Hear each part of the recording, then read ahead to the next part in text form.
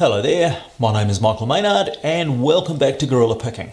Now, this is the beginning of a fairly long video, guys. I am going to do a review of the Souber dimple lock picking set. Now, this Tsuba kit is sold specifically for picking multi-locks, multi-lock classics and multi-lock interactives. Now, I rate this a very definite do not buy. And I know that that is a big call. I know that you have probably also seen reviews elsewhere that say good things about this kit. Well, I am going to give you a bit of a dissenting opinion here, folks, and I need to go into some considerable detail about this and tell you why I think that. So, the first thing that we need to cover is what we actually get in the set. We get a little leather case. That's a lovely wee case. We get 4 turning tools, which are not very good. They are very springy indeed. You can see that they are just made of spring steel and they bend very easily. But you know, you can never have too many turning tools, so I'm not unhappy with those. And then we get into the meat of the kit itself. We have got 5 picks, one of which is double-ended. So we, in actual fact, have 5 picks, but 6 pick heads. And it boils down to 2, and you'll see blown up views of these things later on, guys, but you have got 2 large head picks, 2 small head picks, one with a weird cutout in it, and this one over here, in fact, that is a small curved pick. So here are the 2 small ones, there, and then the small curved ones is off here by itself.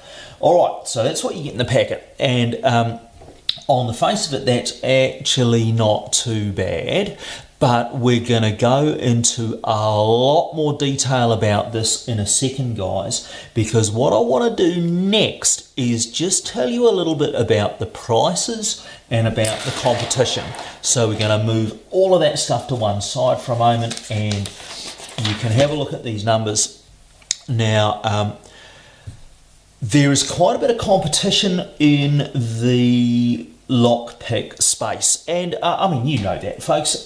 You can buy Peterson picks or South Ord, or you can buy Sparrows, or you can buy HPC, whatever. Now, it is kind of the same for dimple picks. They are very specialised bits of gear, but there are quite a few manufacturers, and it breaks down like this. You have got the market leader, or at least the top of the range pick anyway, made by Spooks. They sell for 165 US. I've converted all these to US dollars incidentally. 165 US plus shipping. Now, Spooks will also sell you the Souber picks. They will cost you 99 US. You can also buy them from Lockpicks Canada though at 53 bucks. Okay, then you have the Goso picks. And if Spooks sell you those, which frankly you'd be clinically insane to buy, but if you did, you're going to pay 51 bucks. If, however, you get them from one of the Chinese sites, you're only going to pay 13 bucks, and it's going to be freight free. So with all these ones here, they're going to charge you money to ship them. This is shipping free. And last but not least, we have got the Honest Dongxi sets. Which again come only from China. You can't buy those from Spooks or anywhere else for that matter, and they'll cost you about $20 US landed. So you will see straight up that the Souber picks are actually pretty expensive at between 53 and 99 bucks depending on where you get them. A hell of a lot more expensive than the Chinese picks, but not as expensive as the Spooks picks up here right at the top of the range at 165 US. Now, what I am sure that some of you know, but not all of you, the Spooks picks are simply the Goso picks that have been modified. So what Spooks in Germany do is they buy the Goso sets for 13 bucks US, they modify them, and they sell them at more than 10 times the price. Now, I don't actually have a problem with that, guys, and I am just going to show you all the picks that I own, and we'll just dismount the camera from the tripod for a minute. Here are the Tsubas that we're reviewing at the moment. I have got a set of Honest Dong Shis which I've been working on, so if I can just open this case one-handed, no I can't, doesn't matter, but I've modified a whole lot of those. That's a brand new set of Honest Dong Shis there. I have got a Goso set here which I've been working on. I have got a brand new Goso set there, and then over in the corner there's my Spooks kit. So I have spent, I'm going to guess, but I'm saying probably $300 or $400 US on dimple picks. So I own pretty much everything from the real bottom of the range stuff to the absolute top of the range. Now, I'm not going to tell you what I recommend just yet, all right? But what I do not recommend that you do is buy these Tsubas, because this is what this review is all about, all right? Now, what we're going to do now, I'm going to stop this video here. I'm going to get rid of some of this crap on my desk, and then we're going to talk in great detail about what you've got to do to pick a multi-lock and why the Tsubas are a bad choice for that. So, back in 2 seconds, guys. Okay guys, well here we go with the second part of this review. Now, if you don't have a particularly mathematical brain, you are going to have trouble picking multi-locks, and I will tell you now, you'll have a little bit of trouble understanding this review as well. So if you're really not that interested at this point, please feel free to bugger off and do something else. I'm not going to make you watch this. But what I need to get across to you gents is that picking a multi-lock, and we have got a multi-lock classic here, which remember is exactly the lock that the Tsuba is supposed to be optimized for, okay? Picking one of these begins and ends with the internal dimensions of the lock. Well, there's a little bit of skill involved as well, but trust me when I tell you, manipulating the pins to within thousandths of an inch and the dimensions of the pick itself to within thousandths of an inch is absolutely vital.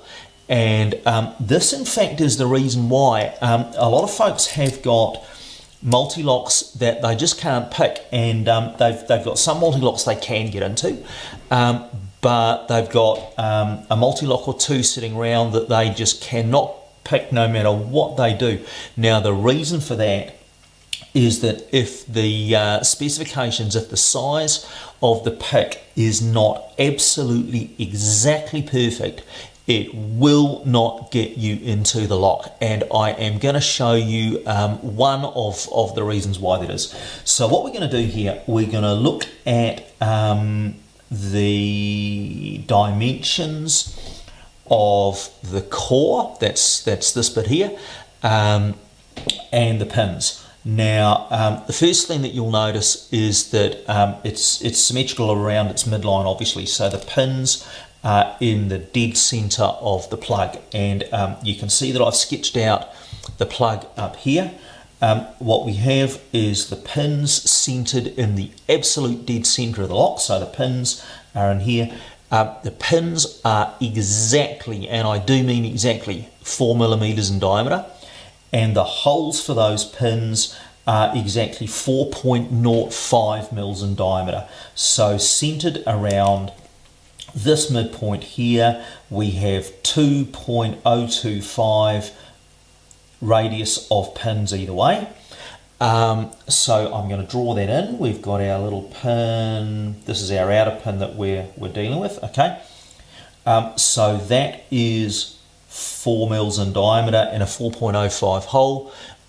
Then what we have got is a hole in the center of the pin. So you'll recall that these are pin-in-pin locks, and that hole there is exactly 2.05 diameter. So we've got 405 down here, 205 up the top there. Now the next dimension that you need to be thinking about is the dimension across the top of the lock to the first bit of warting, and you will see why that is so vitally important in a moment. Now I'm going to zoom in on this so there's no messing around here. You can see how this works. Okay, so we've got this part to the side here which just blanks everything off. Okay, then we have got a flat area from here across to the first bit of warting. Just let me get that into focus so you can see exactly what I'm talking about. This dimension right here. Okay, now that dimension right there is exactly, and I do mean exactly, 4.40 mils. So from here to here, that dimension there, 4.40, no more and no less. All right, next thing we got to talk about is how you actually need to pick one of these locks. Now, very obviously, it is a 5-pin lock. Each pin has a pin inside it, so there's a small pin down the middle here. So we have got 10 pins that we need to set. Now the way that it works is that you pick all of the outers first, so you pick those outer pins first. Then what you need to do is go back and push these tiny little 2mm diameter pins in the middle here down to their shear line, and sometimes that means that you actually need to push the inner pin down inside its outer. So if the inner pin is longer, it's going to set up here somewhere. If the inner pin is shorter, it's going to set down inside here just by a few tenths of a mil. And the other thing that we need to think about is the length of these outer key pins. Now, of course, the bitting on the keys is different for every one of these chambers, okay? Some of them, you have to push them down a fair way. But some of them, let's take for example the pins that would correspond to these two chambers here. So that's chamber 1, so we're talking about 2 and 3. You can see that those pins do not get raised by the key at all. They are about 1.5 mils down below the surface of that key. Okay, now what that in turn means is that when you are picking these things, you virtually do not move them down at all from their resting position, maybe literally 2 or 3 thousandths of an inch, right? So some hundredths of a millimeter, and that is all. Okay, now having done that, we now need to talk about what you do when you get the pick in the lock. And again, I'm going to stop this video here and I'm going to get a different bit of paper and some more equipment. Bear with me. Right, okay, what are we up to? Part 3, I guess, whatever. Okay, now, when you buy your Tsuba kit, they very helpfully give you instructions on how to use it. Now, the interesting thing here is that these instructions are copyrighted 1994, so you can see that they printed off these instructions when they very first made this kit. And at that stage, these were designed for locksmiths only, so locksport didn't exist 25 years ago. And what they did was instructed somebody who very obviously has some prior knowledge of locks on how to pick this lock. And there are 1 or 2 things glossed over. There are 1 or 2 references to things that you'd only know if you've picked a whole lot of locks before. But the bottom line is that this is a very, very, very good instructional piece of paper, really. It gives us 3 or 4 sides of A4 telling us exactly how to pick the lock. And I don't have much of an issue with any of it, really. I mean, it says things like you need to use reasonably light tension and you need to tension up the core in a certain way and all the rest of it, and all that's true. But what it actually does do, and this is where we start getting a bit funky, gents, it shows, and I utterly and totally agree with this because it is completely accurate, it shows tensioning the lock from the left-hand side of the lock as you look at it, which is exactly the correct thing to do.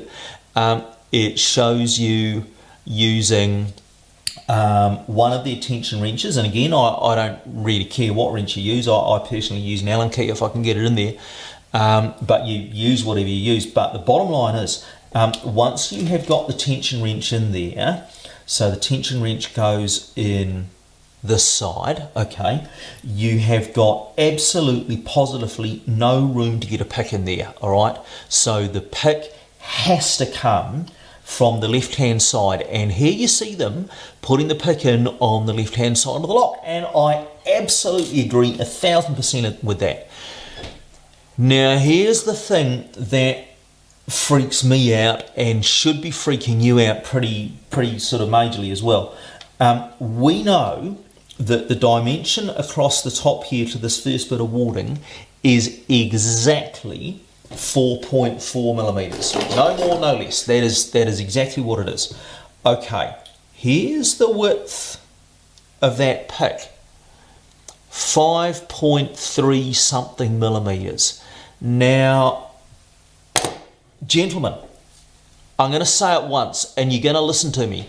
This fucking thing does not fit. So we have got 5 and a bit millimeters trying to go into a gap 4 and a bit millimeters wide in a lock where thousandths count. It just didn't work. It just absolutely does not work. Now the picture shows you, and let's zoom in, with your pick flat in the top left corner and rotating down that way to set the pins. Absolutely right. I completely and totally agree with that. Now, let's just try that, shall we? We can't get the pick in. The pick does not fit. That pick is too long. It is as simple as that. So, first and foremost, before we even start, 3 out of the 6 of the pick heads that we have got in this kit are absolutely useless, straight out of the packet. Now, they could be modified to work, and we'll talk about that later because that's actually what I suggest that you do, although not with this set.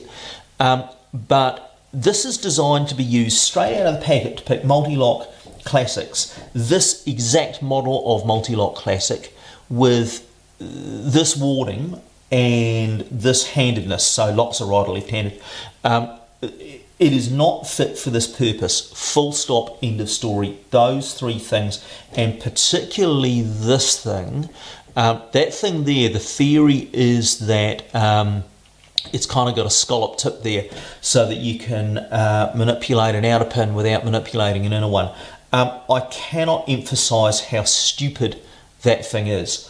The center of this thing here, so this little dip here, if we, well, okay, hang on, let's grab one that's pinned up.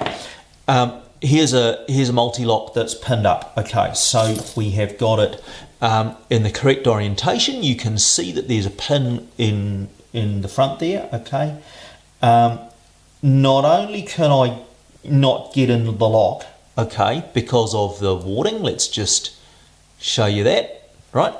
Not only can I get in there, but even if I could, I can't get this pick far enough that way to make this little cutout thing engage with the pins. It is absolutely ridiculous. Okay, so we have just discovered that half of the heads of the picks in this lock pick set are absolutely useless before we get out of the gate. All right, that leaves us with the inners. Now, I do want to talk about these little inner picks here, okay? They are actually not a bad idea. Now, the idea of this is this. The inner pins are exactly 2 millimeters in diameter. The holes that they go into are exactly 2.05 mils in diameter. So again, we're talking 5/100ths of a millimeter here. Hundredths and thousandths count, all right? Now, these little flags, let me look at my notes here. are exactly 1.55 mils wide, and so they're 1.5 mils this way, and they are just over 3 mils in this direction here. Okay, now I've got to say that will probably pick inner pins. The size of that is such that you probably could get that down into the little holes in the outer pins to set an inner pin. But here's the thing, and again I'm going to zoom back out again for 2 seconds, alright? These things are made with spring steel. Now, most dimple lockpicks are made under a different principle. They are made, and I'm just going to grab a Goso pick here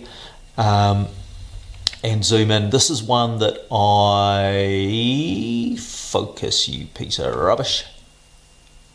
Here we go. Okay, that's a Goso that I haven't yet modified, and in its current form it is unusable. You can see that it's got a massive rectangular shaft. This bit here is massive and rectangular, and this head here is a gigantic big fat thing which isn't really going to get into too many locks, all right? But what you will see is that it is made of high carbon steel. That it's not stainless and it's not spring steel, it's high carbon steel. That is tough stuff, all right? Now, when you are picking these locks, you want as much feedback as you physically can get. And unfortunately, I am here to tell you that even though you get a little feedback out of these spring steel picks, because they are so springy, they damp the feedback.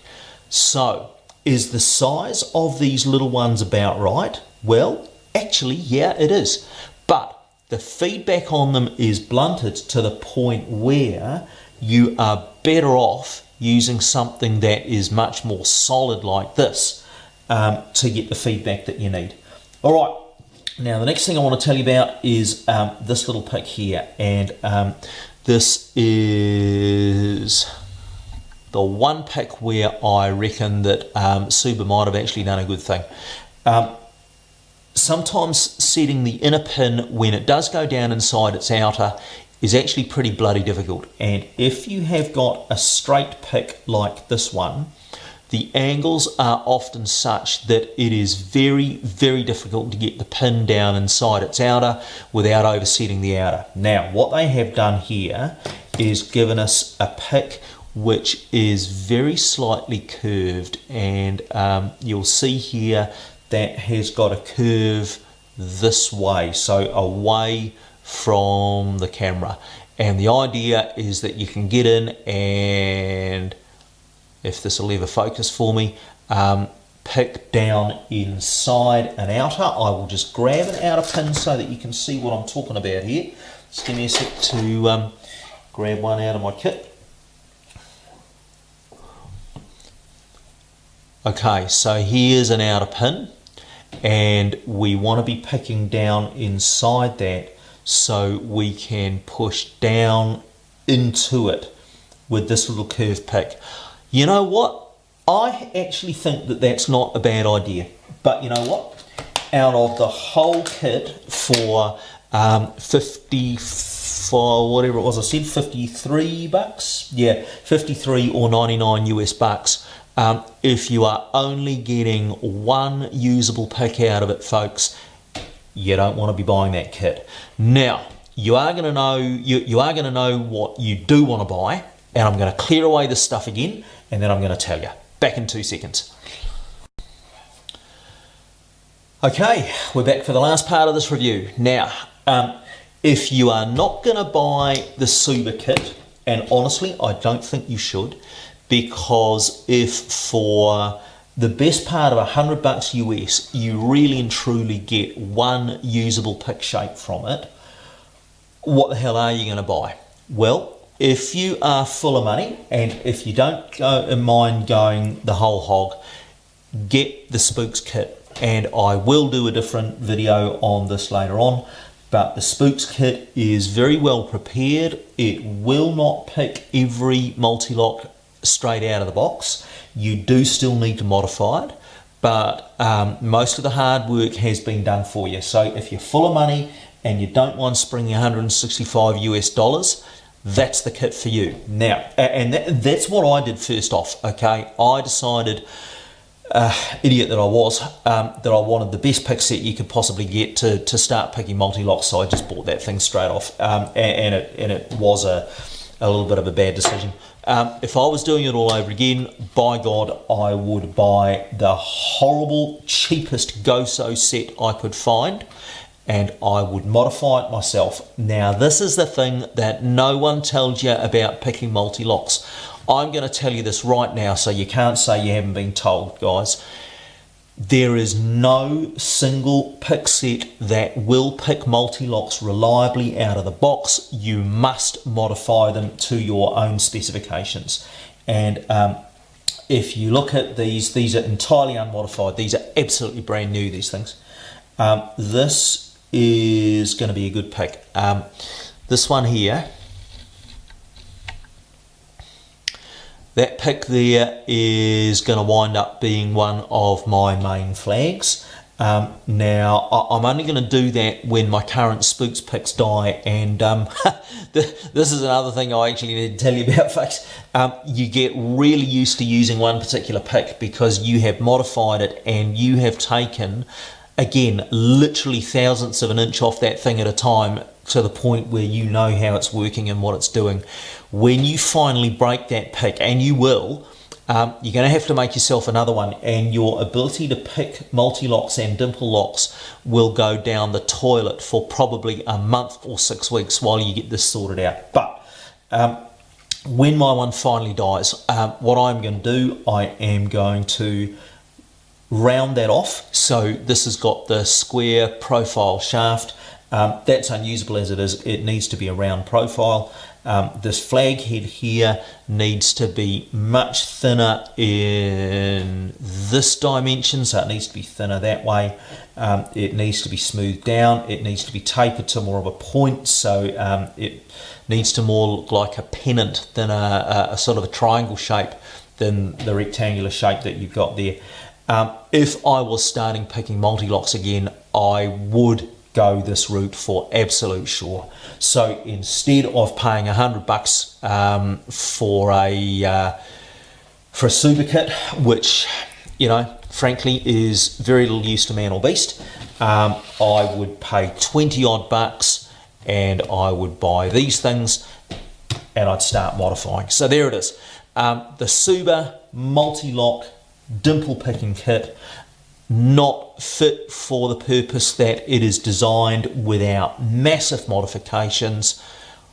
Waste of money. There are better options. There are cheaper options. You're going to need to do the modifications anyway. Don't buy this kit. There you go, folks. My name is Michael Maynard. This is Gorilla Picking. I would love to hear your thoughts and your responses to this video as well. Please put some comments below. Please subscribe. Thanks for watching, guys. That's me.